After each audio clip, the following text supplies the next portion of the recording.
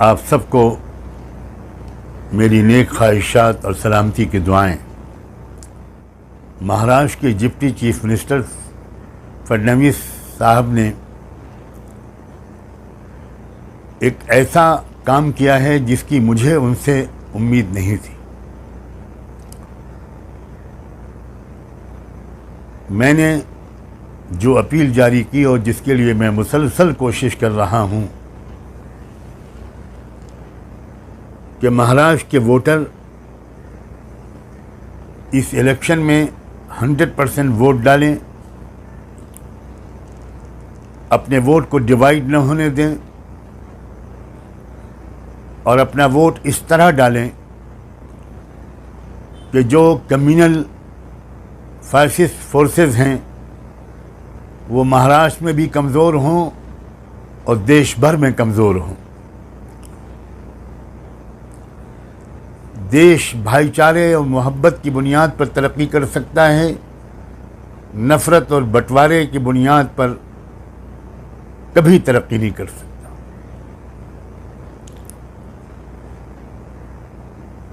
मैंने अपने उस स्टेटमेंट में ये बात भी कही थी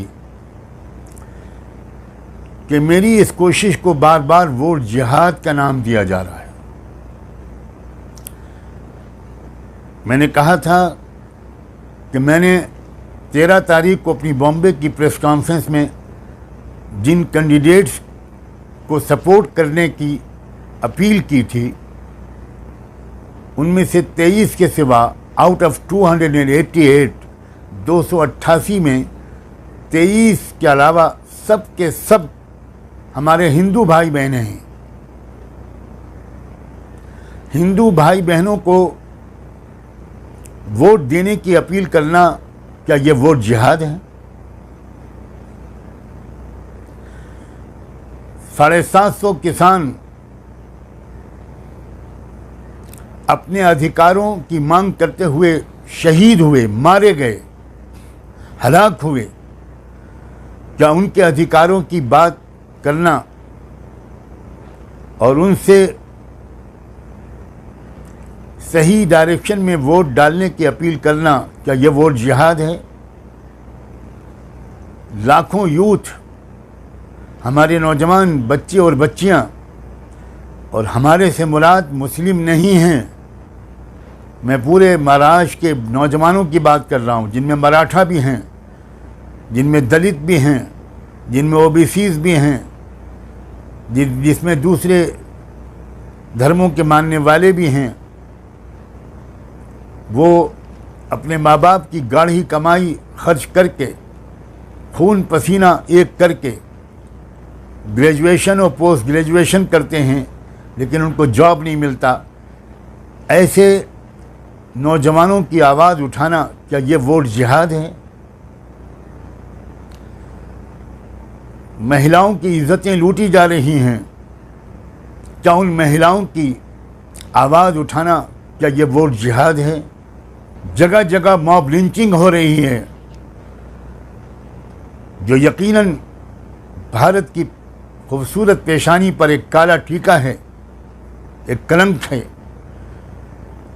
क्या इस कलंक को मिटाने की कोशिश और भारत की छवि को खूबसूरत बनाने की कोशिश, क्या ये वोट जिहाद है?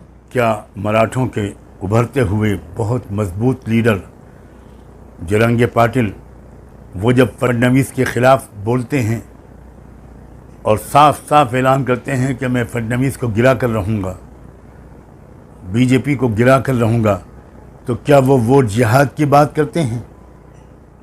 और जब अजीत पवार और एकनाथ शिंदे ये बात कहते हैं कि बटोगे तो कटोगे, इस तरह की बातें महाराष्ट्र में नहीं चलेंगी, तो क्या वो भी वोट जिहाद की बात करते हैं? मैं सच कहता हूं, मुझे फडणवीस साहब से ये उम्मीद नहीं थी। वो एक पढ़े लिखे आदमी हैं। जब मैंने ये कहा था कि अगर ये वोट जिहाद है तो क्या महाविकास अघाड़ी के सारे नेता जिहाद कर रहे हैं? क्या शरद पवार जी बुजुर्ग मराठा रहनुमा, किसानों के लीडर, क्या वो जिहाद कर रहे हैं? ये कैसी मानसिकता है?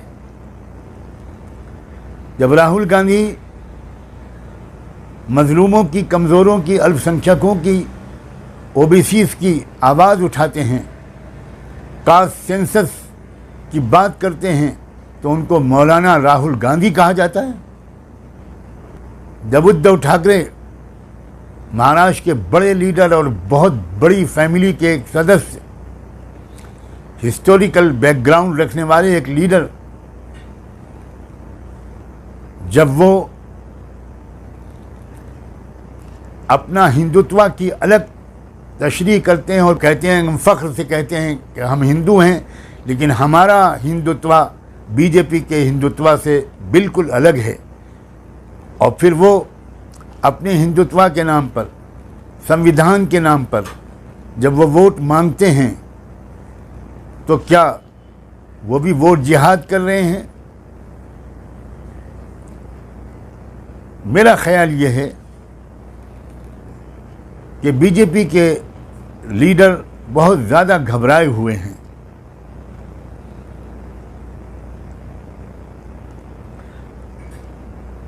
और इस फ्रस्ट्रेशन की वजह से इस तरह की बातें कर रहे हैं जो भारत की संस्कृति और महाराष्ट्र के कल्चर, छत्रपति शिवाजी महाराज की टीचिंग्स से उनका कोई ताल्लुक़ नहीं है। मैं अपनी आवाज़ बुलंद करता रहूँगा, इसलिए कि मैं भारत को अमन और शांति का गहवारा बनाना चाहता हूँ। भारत के तमाम समाजों के बीच में भाईचारा और एकता फैलाना मेरी ज़िंदगी का मिशन है।